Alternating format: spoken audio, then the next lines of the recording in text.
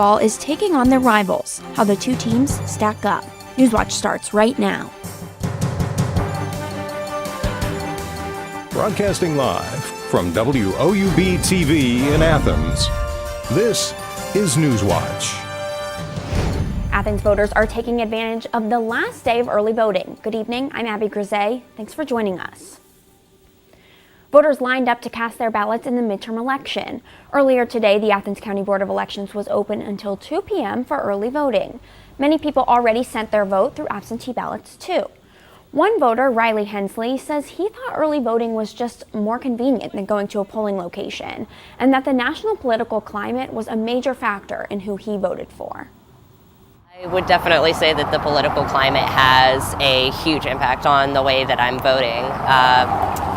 Especially, this is a very polarized political climate. There are a lot of things at stake right now and a lot of rights that are really under attack. Of course, tomorrow is officially Election Day. There are several polling locations in Athens County, including the Athens Community Center, First Presbyterian Church, Baker Center at Ohio University, and the Nelsonville Public Library. There are also polling locations at several of the local schools, including Alexander and Trimble High School. If you need to know where you need to go to cast your vote tomorrow, you can look up your polling location on your local Board of Elections website or use the Ohio Voter Info app. Those who have already voted make up the record-breaking amount of early voters. According to data released today from the Ohio Secretary of State, more than 1.3 million absentee ballots have been cast. That's up nearly 500,000 in just over a week. And nationwide, more than 30 million people have voted early. This is almost 10 million more early votes than in 2014. President Trump is hoping to rally voters in Ohio's governor's race. He campaigned for Republican candidates Mike DeWine and Jim Renacci at a rally in Cleveland this afternoon. Mike DeWine is running against Democratic candidate Richard Cordray. At the rally, President Trump talked about a, quote, political movement and urged voters to keep that movement going. Donald Trump Jr. was also on the campaign trail today. Trump Jr. urged Kentucky voters to vote for Republican candidates who say they support President Trump. Tomorrow, you can get local, regional, and national election results on all of WOUB Public Media's platforms. There will be Facebook Live updates starting at 8 p.m. and information throughout the night on Twitter and Instagram at WOUB Visual and Outlet. On TV, PBS will provide full primetime election coverage, and NPR will be on the radio, both starting at 8 p.m.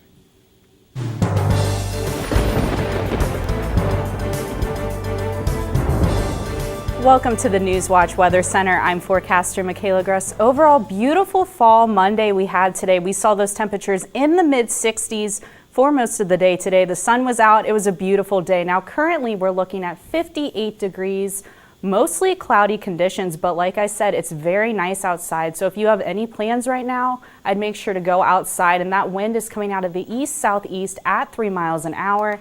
Now, as we're looking at the regional outlook, we are seeing mostly mid-50s for most of the region, as we see 55 up in Newark, 59 over in New Martinsville, 55 over in Chillicothe, and 58 down in Ironton. So overall, beautiful conditions out there right now.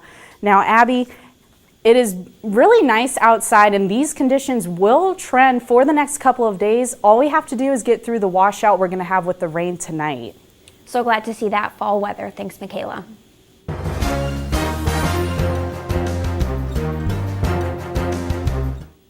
The family of the governor of West Virginia is in a legal battle with Kentucky regulators. In Kentucky's Pike County, properties were damaged by flash floods. State inspectors say the floods were made worse by the nearby coal mine owned by West Virginia Governor Jim Justice. The Justice family's lawyer says he has doubts that the mine is what really caused the damage. If there are problems that are our fault, we will correct them. If there are problems because of the heavy rain and an act of God that's beyond our control, that's not our responsibility. The Energy and Environment Cabinet issued 2 violations in response to the flood. Those violations required the Justice companies to clean up on and off the site or risk a daily fine of $1,500. An Ohio doctor says cannabis could be a possible treatment for opioid addiction. Dr. F. Stuart Leeds is collecting data and researching the potential of medical marijuana. He will turn this research into the Ohio Medical Board by the end of the year. The director of the Ohio Department of Mental Health and Addiction Services says there is not evidence that shows marijuana being an effective treatment for opioid use.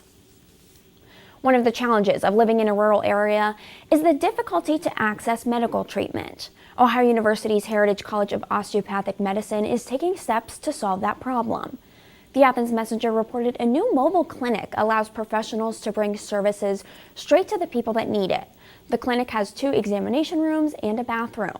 The program has provided mobile clinics for more than 20 years and served 400,000 people. Lexington, Kentucky will offer reduced parking fines in exchange for canned goods. The Food for Fines program will start on November 19th and continue until December 14th. 10 cans of food get you $15 off parking citations. Donations will go to a local food bank. This initiative has brought in more than 30,000 canned goods in the past. The U.S. is reimposing sanctions on Iran, a decision many other countries do not agree with. Plus, a new powerful opioid will soon be in hospitals. The FDA's reasoning behind approving it when Newswatch returns.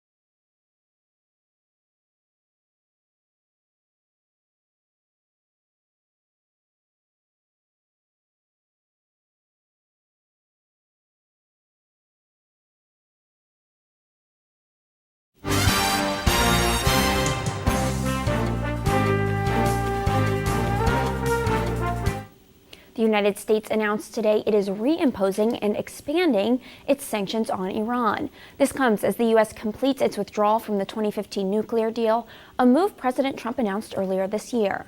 Omar Jimenez describes the swift reaction to the announcement. The United States is now reimposing all sanctions on Iran lifted by the 2015 nuclear deal. The Iranian regime has a choice. It can either do a 180-degree turn from its outlaw course of action and act like a normal country, or it can see its economy crumble. These sanctions are now the second round of reimposed penalties since President Trump pulled out of the nuclear deal in May. Today we sanctioned more than 700 individuals, entities, aircraft, and vessels as part of Treasury's largest ever single-day action targeting Iran. It's a day that's been a long time coming for the Trump administration ever since it pulled out of the nuclear deal. Even President Trump tweeted out a Game of Thrones-style image of himself on Friday saying sanctions are coming. And now that November 5th is here, there's been swift reaction around the world. For starters, in Iran, President Hassan Rouhani isn't planning to play along. We will break the sanctions with honor, because sanctions are cruel, are against the international law, are against agreements, are against UN resolutions. After the 2015 nuclear deal went into effect, the United States' own State Department certified several times that Iran was sticking to its end of the deal. And it's a deal that many countries still support, including France, Germany, the UK, Russia, and China.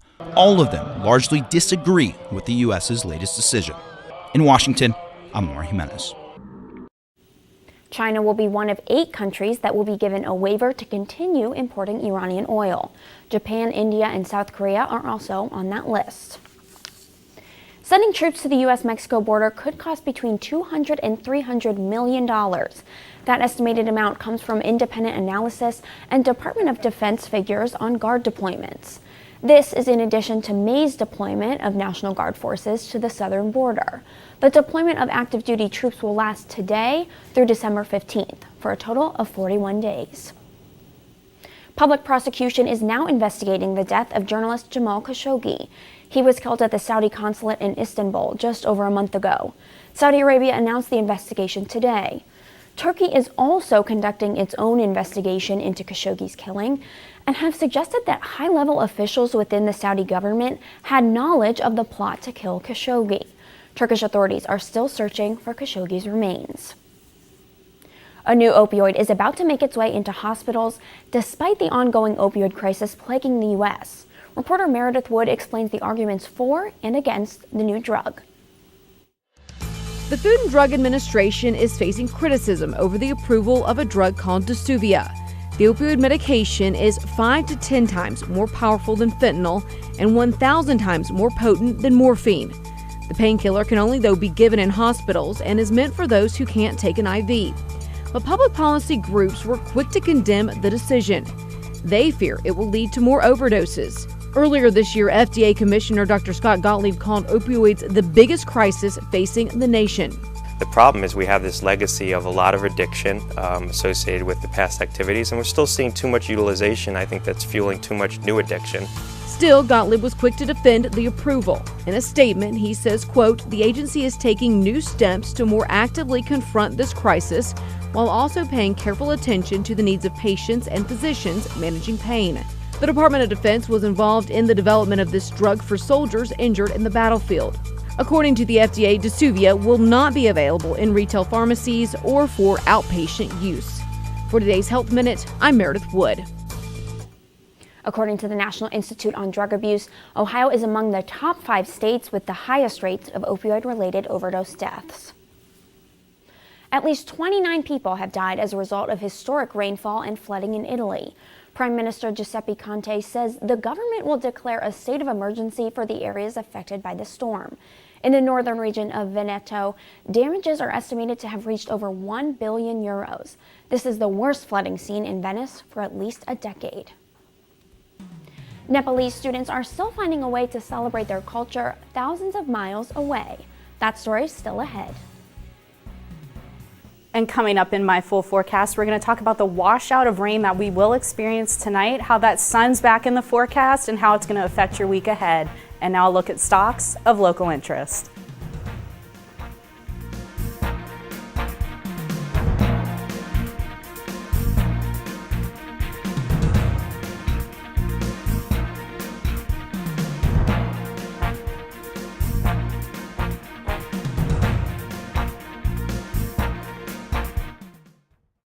WOUB is member-supported public television. WOUB is member-supported public television. Your contribution keeps WOUB available in your community. Become a member with a gift of $60 or more for access to stream more than 1,000 of your favorite PBS programs through WOUB Passport. Programs like Nature, Sherlock, and all episodes of Downton Abbey and Victoria. Pledge now at WOUB.org. And thank you. What are you doing? Possibilities. Your day is filled with them. Reach up, energy in the fingertips, collapse. TVs play Downton Abbey. And PBS helps everyone discover theirs.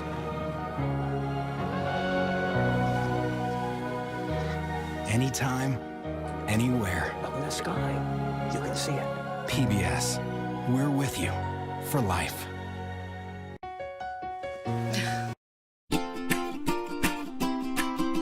I love PBS because at the heart of everything PBS does is education. I use PBS not only in my home, but also in my classroom. It's kind of the idea of being the great equalizer for learning and for education. I'm a lifelong learner, and PBS has always been part of that journey for me. I love PBS because PBS supports teachers. They know what works for kids and what's best for kids, and that's why I love PBS. PBS had a special on Pearl Harbor, and once Landon started watching the show about the Arizona, he completely became fascinated. That's Donald Stratton, and that's me. And then his Christmas wish this year was to meet Donald Stratton, one of the survivors from the Arizona. So good to see you, buddy. Everything that Landon has learned from PBS, it's immeasurable. This is for you. Thank you, big guy. He is living proof of the effect that PBS has had on his life.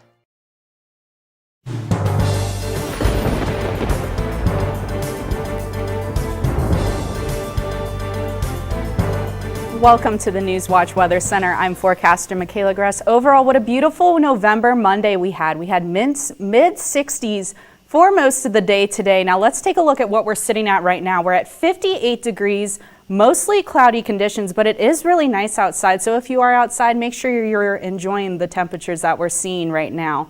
Now currently across the region, we're seeing those mid to upper 50s for most of the viewing area. We're looking at 55 up in Newark, 58 down in Ripley, 55 over in Chillicothe, and 57 over in Marietta. So overall, very nice conditions out there right now. Now, if we're looking at what this washout I was talking about earlier, I'll explain to you. There's a low pressure system sitting over towards Wisconsin. With this low pressure system, there is rain sitting right behind it. So as we look at tonight, we see that this rain is going to make its way through the early morning hours tomorrow. So make sure that you are prepared for that if you are going to be out a little earlier than usual tomorrow. But as we see tomorrow during the day, that rain is going to shift up. So we have nothing to worry about as far as rain. But tonight across the region, we're seeing those lower 50s for most of the viewing area. We're seeing 56 in Ripley, 54 here in Athens. And those temperatures are going to be very nice, but that rain is going to be in the area. So as I said, there will be rain. Make sure you have that raincoat handy with you. And those winds will be coming out of the south-southeast at 5 to 10 miles an hour. Now for the bus stop forecast tomorrow, make sure those kids are bundled in maybe a light jacket. It's going to be 57 degrees, cloudy and windy for the 8 a.m. forecast tomorrow. Now for tomorrow, we're seeing 61 degrees. Those clouds will begin to make their way out of the area by the afternoon tomorrow, but it will be windy. As you see, we have those southwest winds coming 15 to 25 miles an hour tomorrow, so it will be a windy one. Now, as we're looking at tomorrow across the region, we're seeing those upper 50s, lower 60s for most of the viewing area. Tomorrow, it will be a very nice day, so make sure if you do have any outside activities, go out and do so. Now, as we look at the 7-day forecast, we are seeing 61 tomorrow, 55 on Wednesday, 50 on Thursday, and that rain will creep its way back in for Friday. And for Saturday, we're seeing those 40s beginning to come back into the area for the rest of the day. On Sunday, we're seeing 46. Now, Abby, like I said, the sunshine is making its way back in for the first time in a while. Yeah, just in time for Election Day. People can leave their umbrellas at home when going to vote. Exactly. Thank you, Michaela. It's the start of Tihar this week in Nepal, and the Nepalese students of Ohio University are coming together to celebrate. Newswatch reporter Ben Schwartz has the story. It's festival season in Nepal, with Tihar, one of the nation's biggest holidays of the year, kicking off its 5-day celebration this week. The holiday takes place over 5 days, with the first 4 dedicated to the praise of various animals, such as dogs and cows, before the final day, Baitika, dedicated to sisters, where men across the country bless their sisters to ensure a long and prosperous life. Thousands of miles away, schools are closed and people are coming together for the festivities. Here in Athens, Nepalese students at Ohio University are finding their own way to celebrate. Prava Sharestu, a member of NEPSA, the Nepalese Student Association, says she feels at home while celebrating here in Athens. So this program, Deumsi and Boilu, is our first program. Actually, like this festival we celebrated here for the first time. And now since there are so many festivals going on in our country, we miss our family, we miss those moments, right, with our family, everything. And right now celebrating this means it's like a very big thing for us. We all are gathering here, eating some Nepalese food, makes us feel like we are at home. Abhinash Poon, the president of NEPSA, says they decided to open up their celebrations to the wider community in order to foster deeper connections with their adopted home. We always used to celebrate among ourselves, but since we've formed our organization 2 years back, we decided to share our culture with the community so that they can know about us and we can have good understanding between us and the community in Athens. Tihar is a 5-day celebration, second in importance only to Dashain, which took place late last month. Reporting for Newswatch, I'm Ben Schwartz. NEPSA was formed just a few years ago in response to the 2015 earthquake that devastated Nepal. The association's original goal was to raise money for the victims, but has since expanded its mission to share their culture with the community. Hi, I'm Thomas Garverick. Happy Monday, everyone. A special one at that, because today marks the beginning of Rivalry Week. Head coach Frank Solch's thoughts on what the Ohio-Miami rivalry means to him later on. And then right after the break, Basketball 30 is back. The Ohio women's and men's teams both had exhibition games in the combo over the weekend. Highlights when Newswatch returns. And stay tuned to WOUB. Here's a look at what's coming up tonight on your public television station.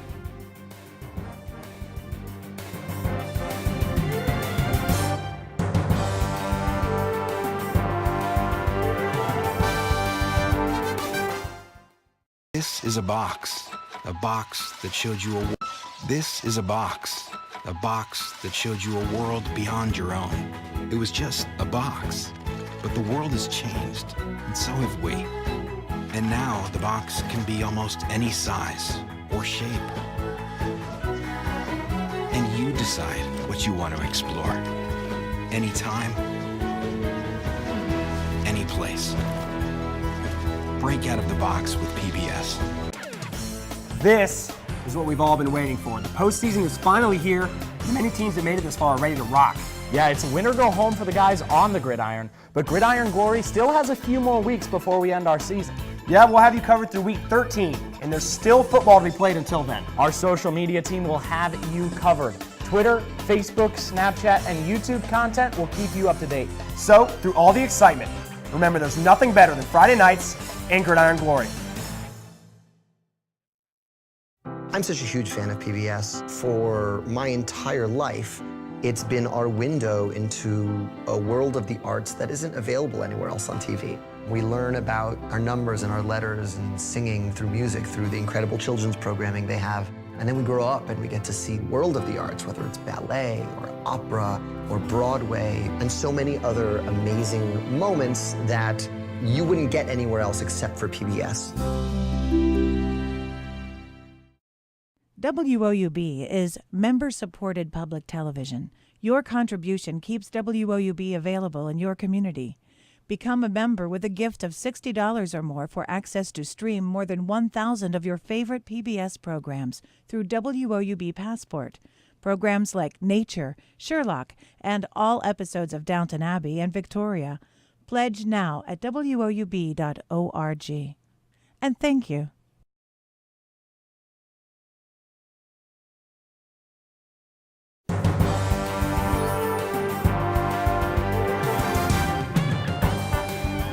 Welcome back. I'm Thomas Garverick. It's hard to believe, but basketball season has arrived in Athens.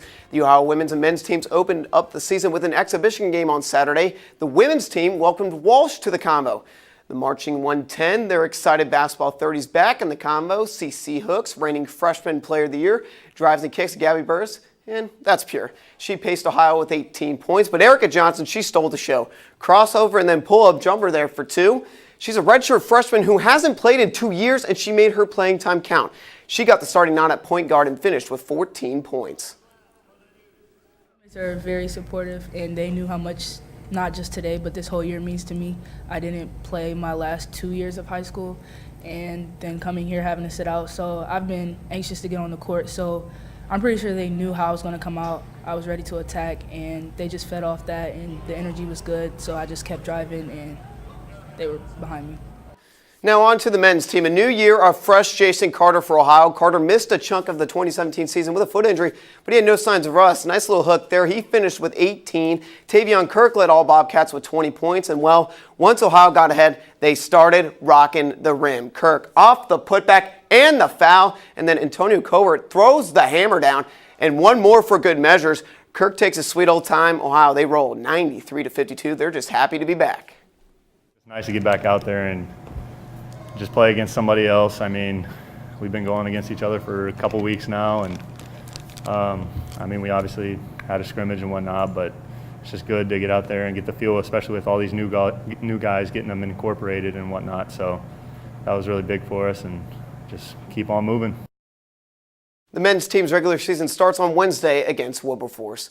The Ohio football team is also in action on Wednesday when they take on that team in Oxford, and Ohio's rolling because of one guy, Nathan Rourke. The man people call Air Canada was named Male Scholar Athlete of the Week. Rourke turned in another impressive stat sheet against Western Michigan last week. Over 200 total yards of offense, 5 total touchdowns on just 2 incompletions, but it gets better. He did that all in just the first half. Ohio's 45 first half points were a record in the Frank Solich tenure, and now Ohio gets ready for the 2018 edition of the Battle of the Bricks. And talk of the Battle of the Bricks started today, year 14 for Frank Solich in this rivalry, and I asked him what the Ohio-Miami rivalry means to him and his team. If the rivalry is a good enough rivalry, and it's good to your school and community in general, and I think that's been the case with the Miami-Ohio rivalry for all the years, and people understand the importance of it, the intensity of it, and how hard the players fight to get it done. And while basketball season is just getting started and football is entering its home stretch, the Ohio soccer team season came to a close over the weekend. Ohio, the 4 seed, fell to top-seeded Bowling Green 1-0 on Friday. The Falcons, they would go on to win the tournament. This is Ohio's season, one of the best in recent program history, as Ohio hosted a first-round MAC tournament game. I'm Thomas Garvick, and that's it for sports. Back to you. Thomas, today is National Donut Day, and one community in California is rallying around their local donut shop. A man and his wife have worked side by side for the past 30 years at their donut shop, but last month, John Chan's wife, Stella, was rushed to the hospital with a brain aneurysm. She is still recovering at a nursing facility, and now their faithful customers are trying to help. They have been buying donuts by the dozens, so John can close early and visit his wife. Now tonight in Athens, we're looking at 54 degrees. That rain is back in the vicinity for most of the night tonight, but tomorrow we're welcoming in that sunshine with 61 degrees. The sun will appear back in the afternoon. Now as we take a look at the 7-day forecast, we're seeing 55 on Wednesday, 50 on Thursday, and that rain will come back on Friday with 45 degrees. And as we look at Saturday and Sunday, that sun will still be there, but the temperatures will be in the lower to mid 40s. Thanks, Michaela. And that does it for our broadcast this evening. Thanks for watching. I'm Abby Crozet. Stay tuned for the PBS NewsHour coming up next. Plus, you can always find the latest news anytime at WOUB.org. A reminder to tune in to WOUB's election coverage tomorrow night throughout the entire evening on TV, radio, and social media.